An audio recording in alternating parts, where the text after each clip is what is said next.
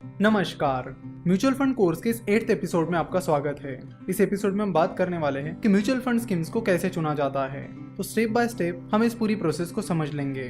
तो जैसे कि हमने शुरुआत के कुछ एपिसोड्स में देखा था, म्यूचुअल फंड के कई सारे टाइप्स होते हैं। डेट फंड है तो डेट फंड के कई सारे टाइप्स हैं। इक्विटी फंड है तो इक्विटी फंड के कई सारे टाइप्स हैं। तो ऐसे में इन्वेस्टर का सबसे पहला टास्क ये होता है कि कौन से टाइप में इन्वेस्ट करना है। पहले उस कैटेगरी को चुना जाए कि इक्विटी फंड में करना है या डेट फंड में करना है या फिर किसी और फंड में करना है। तो ये कैटेगरी सिलेक्शन सबसे पहले आता है और ये सारी चीजें आपकी रिक्वायरमेंट्स पर डिपेंड होती है। चलो तो इसे देखते हैं। तो पहले डेट फंड्स के टाइप से शुरुआत करते हैं। जैसे कि हमने देखा था कि डेट फंड्स के अलग अलग टाइप्स है। Guild fund, diversified date funds, junk bond schemes, fixed maturity plans, liquid funds और फ्लोटिंग रेट फंड्स। जिन इन्वेस्टर्स के लिए सेफ्टी बहुत ज़्यादा इंपॉर्टेंट है वो डेट फंड में इन्वेस्ट कर सकते हैं। डेट फंड में इक्विटी फंड के कंपैरेटिवली रिस्क कम रहता है और रिटर्न्स भी कम रहते हैं। वही इक्विटी फंड में डेट फंड के मुकाबले ज़्यादा रिस्क होता है और रिटर्न्स भी ज़्यादा मिल सकते हैं। तो शुरुआत करते हैं डेट फंड से और डेट फंड में सबसे पहले बात करते हैं गिल्ड फंड्स की। तो जैसे कि हमने देखा कि गिल्ड फंड गवर्नमेंट सिक्योरिटीज़ में इन्वेस्ट करते हैं। सो अगर आपका लॉन्ग टर्म का इन्वेस्टमेंट होराइजन है, यानी आप 5-6 साल के लिए इन्वेस्ट करना चाहते हो, तो आप गिल्ड फंड में इन्वेस्ट कर सकते हो। अगर आपका शॉर्ट टर्म का नजरिया है तो आप प्लीज गिल्ड फंड में इन्वेस्ट मत करिए, यह आपके लिए रिस्की साबित हो सकता है। साथ ही जब आप डेट फंड में लॉन्ग टर्म के लिए इन्वेस्ट करते हो तो आपको टैक्स बेनिफिट भी मिलता है। तो अगर आपको लॉन्ग टर्म का नजरिया है और आपको सेफ्टी भी चाहिए तो आप गिल्ड फंड में लॉन्ग टर्म के लिए इन्वेस्ट कर सकते हो। देखो, ऐसा नहीं है कि गिल्ड फंड में रिस्क नहीं है। जनरली बॉन्ड्स के रेट्स इंटरेस्ट रेट से इन्वर्सली प्रोपोर्शनल होते हैं, यानी अगर इंटरेस्ट रेट नीचे जा रहा है तो बॉन्ड के रेट्स ऊपर चले जाएंगे और अगर इंटरेस्ट रेट ऊपर जा रहा है तो बॉन्ड्स के रेट नीचे चले आएंगे। तो इस इंटरेस्ट रेट सिनेरियो को भी आपको ध्यान में रखना होगा। उसके बाद आता है diversified debt fund. Diversified debt fund government securities और नॉन गवर्नमेंट सिक्योरिटीज का मिक्सचर होता है और क्योंकि नॉन गवर्नमेंट सिक्योरिटीज डिफॉल्ट कर सकती है, डाइवर्सिफाइड डेट फंड में अच्छा खासा रिस्क होता है। सो अगर आप पूरी सेफ्टी के लिए इन्वेस्टमेंट देख रहे हो तो डाइवर्सिफाइड डेट फंड आपके लिए नहीं है। अगर आप डेट फंड में इन्वेस्ट करना चाहते हो और कुछ रिस्क लेना चाहते हो तो ही आप डाइवर्सिफाइड डेट फंड में इन्वेस्ट करिए। नेक्स्ट है junk bond schemes. Junk bond schemes बहुत ही ज्यादा रिस्की बॉन्ड्स में इन्वेस्ट करते हैं, इसलिए उनमें बहुत ज्यादा डिफॉल्ट रिस्क होती है और जंक बॉन्ड स्कीम्स में इन्वेस्ट करने की सलाह हम आपको बिल्कुल भी नहीं देंगे, because it's like playing a gamble. Junk bond scheme में इन्वेस्ट करना मतलब एक गैम्बल खेलने जैसा है, क्योंकि आपको पता नहीं होता कि कौन से बॉन्ड डिफॉल्ट कर सकते हैं और कौन से नहीं। तो डिफॉल्ट रिस्क बहुत ज्यादा होती है और इसलिए इन्वेस्टमेंट रिस्क भी काफी ज्यादा होती है। सो जंक बॉन्ड स्कीम से आप दूर ही रहो तो बेहतर है। नेक्स्ट है fixed maturity plans. Fixed maturity plans close ended funds होते हैं, जिसमें फिक्स्ड मैच्योरिटी प्लान्स जिन बॉन्ड्स में इन्वेस्ट करता है उन्हें मैच्योरिटी तक होल्ड करता है। Most of the time fixed maturity plans FD that is fixed deposit के आफ्टर टैक्स रिटर्न्स को आसानी से बीट करते हैं। तो जो इन्वेस्टर्स कुछ भी रिस्क नहीं लेना चाहते वो फिक्स्ड मैच्योरिटी प्लान की तरफ जा सकते हैं। उसके बाद आते हैं liquid funds. Liquid funds short term investment का एक बहुत अच्छा ऑप्शन है जो आपको आसानी से सेविंग अकाउंट से ज़्यादा रिटर्न देते हैं। सो अगर आपके पास शॉर्ट टर्म के लिए कुछ फंड है तो आप उसे सेविंग अकाउंट में डालने के बजाय लिक्विड फंड में इन्वेस्ट कर सकते हो। उसके बाद आता है floating rate funds. Floating rate funds के रिटर्न्स इंटरेस्ट रेट्स के अनुसार चेंज होते रहते हैं, इसलिए ये काफ़ी रिस्की प्रोडक्ट हो जाता है। अब बात करते हैं इक्विटी फंड्स की।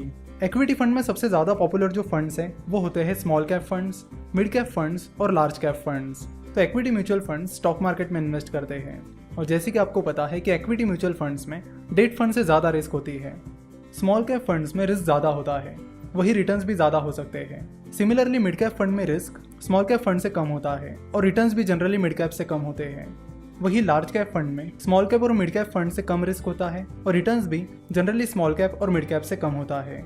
सो अगर आप ज़्यादा रिस्क लेना चाहते हो तो आप स्मॉल कैप फंड के साथ जा सकते हो। आप मीडियम रिस्क लेना चाहते हो तो आप मिड कैप फंड के साथ जा सकते हो और अगर आप बहुत कम रिस्क लेना चाहते हो तो आप लार्ज कैप फंड के साथ जा सकते हो। उसके बाद इक्विटी फंड का नेक्स्ट टाइप है diversified equity fund. Diversified equity fund अलग अलग सेक्टर की और अलग अलग मार्केट कैपिटलाइजेशन की कंपनीज में इन्वेस्ट करता है। यानी डाइवर्सिफाइड इक्विटी फंड में आपको कुछ स्मॉल कैप कंपनीज भी मिलेगी, कुछ लार्ज कैप भी मिलेगी और कुछ मिड कैप कंपनीज भी मिलेगी। तो डाइवर्सिफाइड इक्विटी फंड में आपको सारी वेराइटीज मिलती है। तो अगर आपको सारी वेराइटीज ट्राई करना है तो डाइवर्सिफाइड इक्विटी फंड आपके लिए अच्छा ऑप्शन हो सकता है। नेक्स्ट है सेक्टर फंड्स और थीमेटिक फंड्स। सेक्टर फंड्स जैसे कि आपको पता है सेक्टर फंड्स किसी स्पेसिफिक सेक्टर में इन्वेस्ट करते हैं, वही थीमेटिक फंड किसी स्पेसिफिक थीम में इन्वेस्ट करता है। सो अगर आपको लगता है कि कोई स्पेसिफिक सेक्टर बहुत अच्छा परफॉर्म कर सकता है तो ही आप सेक्टर फंड में जाइए, और अगर आपको लगता है कि कोई स्पेसिफिक थीम बहुत अच्छा परफॉर्म कर सकती है, आपको उस थीम की अच्छी खासी नॉलेज है, तो ही आप थीमेटिक स्कीम के बारे में सोचिए। और वैसे रिस्क की बात की जाए तो सेक्टर और थीमेटिक फंड दोनों भी काफ़ी रिस्की फंड्स होते हैं, तो इनमें इन्वेस्ट करने से पहले आपको काफ़ी सोचना चाहिए। उसके बाद आती है ELSS that is equity link saving scheme. ELSS आपको टैक्स डिडक्शन में हेल्प करती है। सो अगर आप टैक्स डिडक्शन के लिए कोई तरीका ढूंढ रहे हो तो आप ELSS फंड में इन्वेस्ट कर सकते हो। याद रखना ELSS फंड का लॉक इन पीरियड 3 साल का होता है, तो आपका इन्वेस्टमेंट होराइजन भी कम से कम 3 साल का होना चाहिए। देखो, आप ELSS में तभी इन्वेस्ट करो जब आपको टैक्स डिडक्शन के बारे में सोचना है। अगर आपको नॉर्मल इन्वेस्ट करना है तो आप बाकी इक्विटी स्कीम के बारे में सोचो। उसके बाद आती है RGESS, that is Rajiv Gandhi equity saving scheme. RGESS नए इन्वेस्टर्स के लिए है, तो अगर आप नए इन्वेस्टर हैं और टैक्स डिडक्शन का कोई तरीका ढूंढ रहे हैं तो आप RGESS में इन्वेस्ट कर सकते हो। अगर आप टैक्स डिडक्शन के लिए नहीं ढूंढ रहे हो तो आप RGESS में इन्वेस्ट मत करिए, आप किसी और इक्विटी म्यूचुअल फंड स्कीम में इन्वेस्ट करिए। उसके बाद आती है इक्विटी इनकम, या फिर जिन्हें डिविडेंड यील्ड स्कीम्स भी कहा जाता है।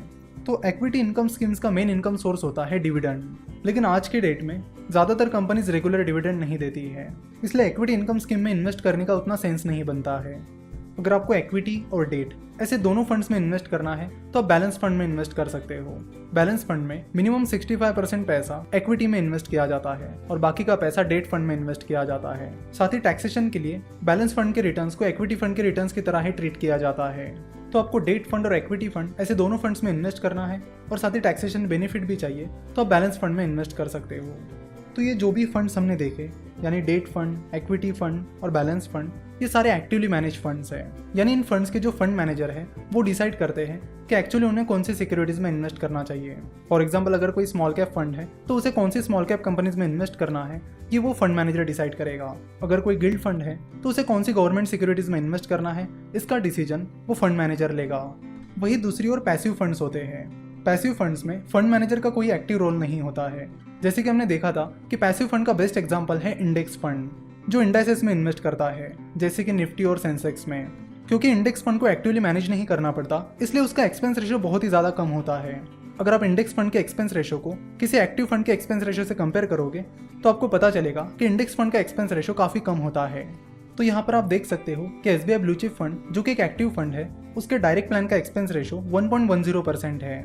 वही ICICI prudential Sensex index fund, जो कि एक इंडेक्स फंड है, उसके डायरेक्ट प्लान का एक्सपेंस रेशियो सिर्फ 0.10% है। तो इस तरह आप देख सकते हो कि एक्टिवली मैनेज फंड और पैसिवली मैनेज फंड, इनके एक्सपेंस रेशियो का डिफरेंस काफ़ी ज़्यादा होता है। सो अगर आप किसी एक्टिव फंड के लिए ज़्यादा एक्सपेंस रेशियो दे रहे हो तो मेक श्योर कि आपको ज़्यादा रिटर्न्स भी मिल रहे हैं या नहीं। अगर आप ज़्यादा एक्सपेंस रेशियो पे कर रहे हो और फिर भी आपको अच्छे रिटर्न्स नहीं मिल रहे हैं तो वो सही इन्वेस्टमेंट नहीं होगी। आपको देखना होगा कि क्या वो एक्टिव फंड इंडेक्स फंड से अच्छा परफॉर्म कर रहा है, क्योंकि इंडेक्स फंड में आपको बहुत ही कम एक्सपेंस रेशियो लगता है। और अगर कोई एक्टिव फंड आपसे ज़्यादा एक्सपेंस रेशियो लेने के बावजूद भी अच्छा परफॉर्म नहीं करता है तो ऐसे केस में बेहतर है कि आप इंडेक्स फंड में इन्वेस्ट कर लो। जनरली सेंसेक्स और निफ्टी, इनके इंडेक्स फंड इजीली अवेलेबल हैं। सो अगर आप इंडिया की ग्रोथ स्टोरी में बिलीव करते हो तो आप इंडेक्स फंड में इन्वेस्ट कर सकते हो। तो सबसे पहले आपको यहाँ डिसाइड करना होगा कि आप कितना रिस्क लेना चाहते हो और किस तरह के रिटर्न्स आप एक्सपेक्ट कर रहे हो, और उसके अनुसार आपको पहले कैटेगरी सिलेक्ट करनी होगी कि वो कौन कौन से कैटेगरीज है या कौन कौन से म्यूचुअल फंड के टाइप्स हैं जिनमें मुझे इन्वेस्ट करना चाहिए। यानी आपको चेक करना होगा कि आपको स्मॉल कैप में इन्वेस्ट करना चाहिए, मिड कैप फंड में इन्वेस्ट करना चाहिए या फिर लार्ज कैप में करना चाहिए। साथ ही आपको बॉन्ड फंड में इन्वेस्ट करना चाहिए या नहीं करना चाहिए। सो अगर आप डिसाइड कर लेते हो कि मुझे मिड कैप फंड में इन्वेस्ट करना है तो आपको पता चलेगा कि मिड कैप फंड्स की बहुत सारी स्कीम्स हैं, उनमें से बेस्ट स्कीम कैसे चुने, तो उसके बारे में हम नेक्स्ट एपिसोड में बात करेंगे। आशा करता हूँ कि आपको आज का ये एपिसोड पसंद आया होगा। फाइनेंस, इन्वेस्टमेंट, म्यूचुअल फंड और स्टॉक मार्केट के बारे में और जानकारी के लिए आप हमारी वेबसाइट www.finnovations.com विजिट कर सकते हो।